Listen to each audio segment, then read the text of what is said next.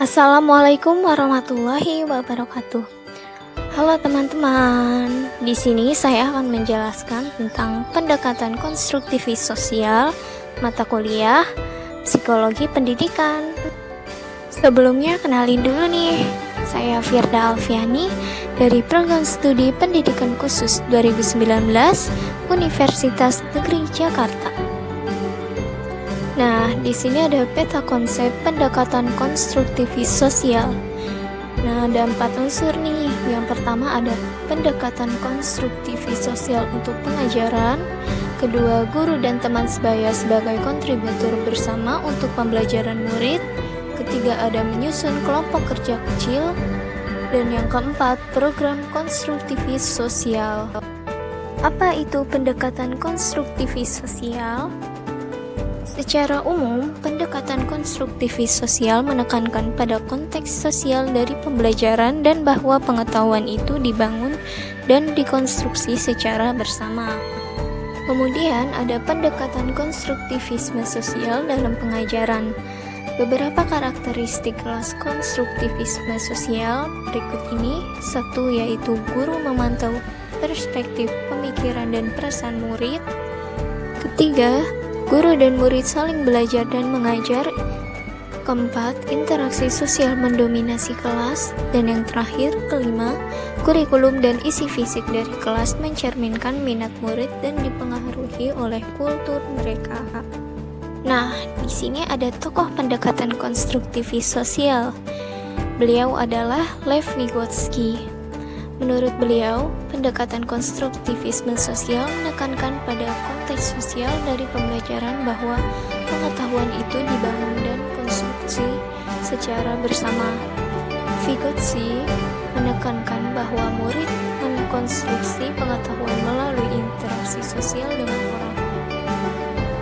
Masuk ke poin 2, yaitu ada guru dan teman sebaya sebagai kontributor bersama untuk pembelajaran murid. Ada 4 metode dalam melakukan guru dan teman sebaya sebagai kontributor bersama untuk pembelajaran. Yang pertama ada metode scaffolding, adalah teknik mengubah level dukungan di sepanjang dukungan sesi pengajaran.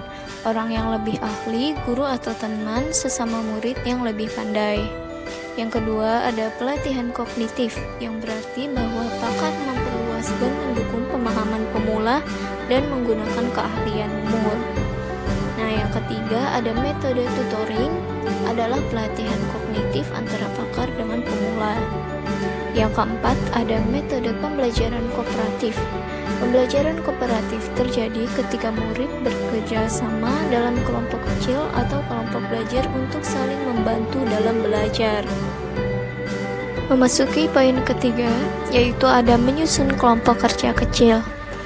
Pendekatan pembelajaran kooperatif umumnya merekomendasikan kelompok dengan diversitas dalam kemampuan. Alasan dibalik pengelompokan memaksimalkan kesempatan bagi tutoring dan dukungan sesama teman, meningkatkan relasi antar gender dan antar etnis, dan memastikan bahwa setiap kelompok setidaknya memiliki satu murid yang bisa melakukan tugas. Setelah kelompok kerja kecil terbentuk, maka akan memunculkan kemampuan heterogen. Kemampuan heterogen adalah kelompok yang bisa membantu murid yang berkemampuan rendah, yang dapat belajar dari murid berkemampuan tinggi. Tapi di sini ada minusnya nih.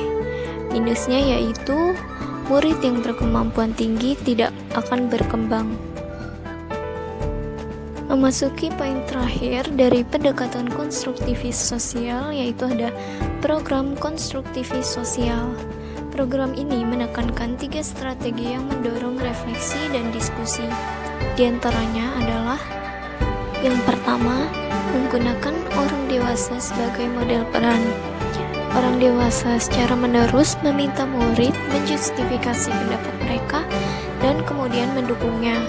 Dengan bukti-bukti, guru dan murid mengkategorisasikan pertanyaan itu menjadi sub-sub topik sesuai dengan tipe populasi yang mereka acu, seperti populasi yang sudah punah, populasi yang terancam, populasi arti sosial, populasi yang sudah ditolong, dan populasi perkotaan. Yang kedua, anak mengajar anak. Tapi jangan salah paham dulu. Yang dimaksud dari anak mengajar anak yaitu memakai pelajaran lintas usia, di mana murid yang lebih tua mengajar murid yang lebih muda. Ini bisa dilakukan secara tatap muka maupun melalui surat elektronik atau email. Yang ketiga adalah konsultasi komputer online. Setelah mencatat di kelas, murid-murid juga menggunakan surat elektronik untuk membangun komunitas dan keahlian. Melalui email, bahkan memberikan pelajaran dan nasihat, dan juga komentar atau makna dari belajar dan memahami. Pakar online ini berfungsi sebagai model berpikir. Sekian dari saya mengenai materi pendekatan konstruktivis sosial. Kurang lebihnya mohon maaf. Terima kasih.